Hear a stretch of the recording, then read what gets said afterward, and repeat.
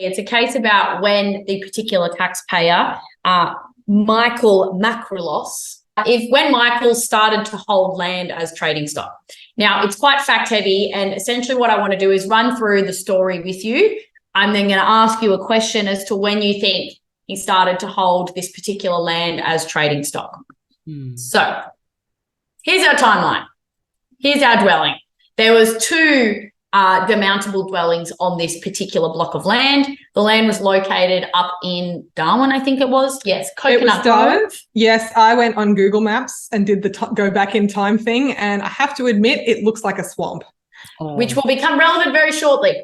So on the 27th of June 2006, our main protagonist obtained a report about a possible subdivision of the land. He then Yay, there we go. Okay. On the 30th of June, a couple of days later, he then entered into a contract to purchase this land. On the 4th of July, he then met with the surveyor regarding, again, this plan for a subdivision. I think he was going for 8 lots on this. That's right. Swamp. Yes. Yeah. On the swamp.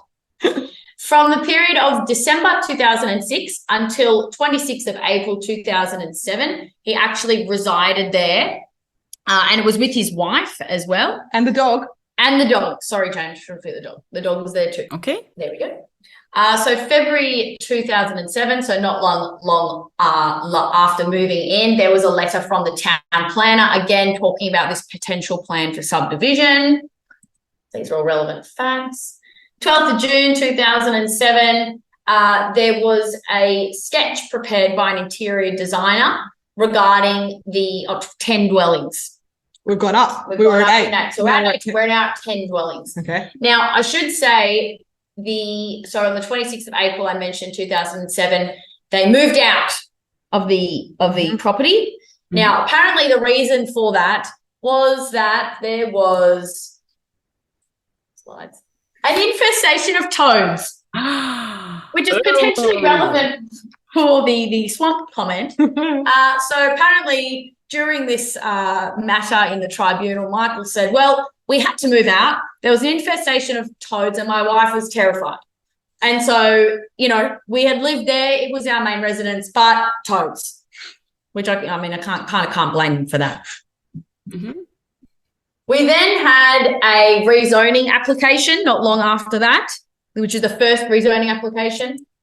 There was then a second rezoning application lodged on the 29th of April 2010.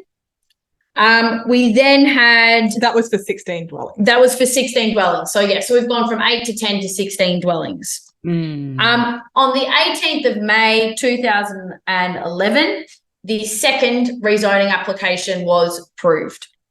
So at that point, Michael then entered into a joint venture agreement with a related entity to undertake the development on the land. They developed the units on the land, or the lots, and they were subsequently sold. So on that date, Michael goes in and puts a trading stock election in his tax return on the 18th of May 2011. Yes. So he has lodged, as he's then sold these developments, he has lodged his tax returns. I think from memory, we were looking at the 2013 and 2014 tax years. And he had obviously lodged them based on the trading stock election being made, as Jane said, on 18th of May 2011. So based off these facts here, I would like to ask all of the nuggeteers, when do you think Michael started holding the property as trading stock? So when he purchased the property is our first option. The second option is when he received a letter from the town planner. The third option is when the first rezoning application was lodged. And the last option is when the second rezoning application, when the application was approved. Yep. So that 18 May 2011 date.